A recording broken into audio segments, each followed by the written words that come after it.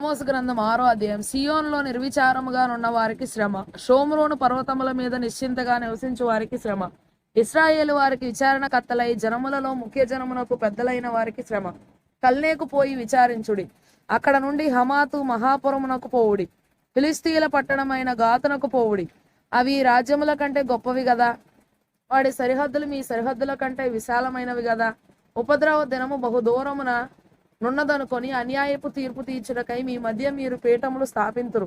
దంతపు మంచముల మీద పరుండుచు, పాన్పుల మీద తమ్మును చాచుకొనుచు, మందలో శ్రేష్టమైన గొర్రెపిల్లలను, సాలలోని క్రొవ్విన దూడలను వధించి భోజనము చేయుదురు.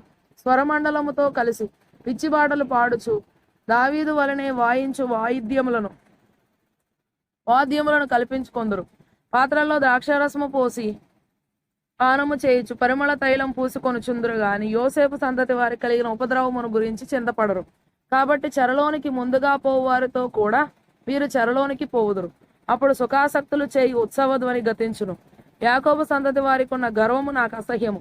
వారి నగరులకు నేను విరోధినైతిని గనుక వారి పట్టణములను వాటిలోని సమస్తమును శత్రువుల వశము చేసేదనని ప్రభువైన యెహోవా తన తోడని ప్రమాణము చేసెను. ఇదే దేవుడును సైన్యములకు అధిపతియునగు యెహోవా వాక్కు. ఒక కుటుంబమందు 10 మంది మనుషులుండినను వారు చత్తురు.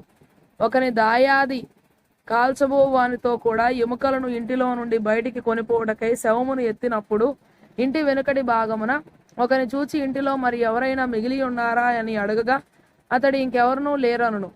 అంతటా దాయాదిట్లనును, నీవికనేమియూ పలుకక ఊరకుండుము, యెహోవా నామము స్మరించకూడదు. ఏలియనగా గొప్ప కుటుంబములు పాడగుననియు చిన్న కుటుంబములు చీలిపోవుననియు యెహోవా ఆజ్ఞ ఇచ్చి ఉన్నాడు.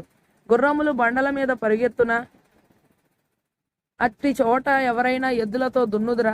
అయినను మా శక్తి చేతనే బలము తెచ్చుకొందుమని చెప్పుకొని మీరు వ్యర్థమైన దానిని బట్టి సంతోషించు. మీరు న్యాయమును ఘోరమైన అన్యాయముగాను, నీతి ఫలమును ఘోర దుర్మార్గముగాను మార్చితిరి. ఇందుకు దేవుడును సైన్యములకు అధిపతియునగు యెహోవా సెలవిచ్చినదేమనగా, ఇశ్రాయేలీయులారా, నేను మీ మీదికి ఒక జనమును రప్పింతును. వారు హమాతునకు పోవు మార్గం మొదలుకొని అరణ్యపు నది వరకు మిమ్మను బాధింతురు.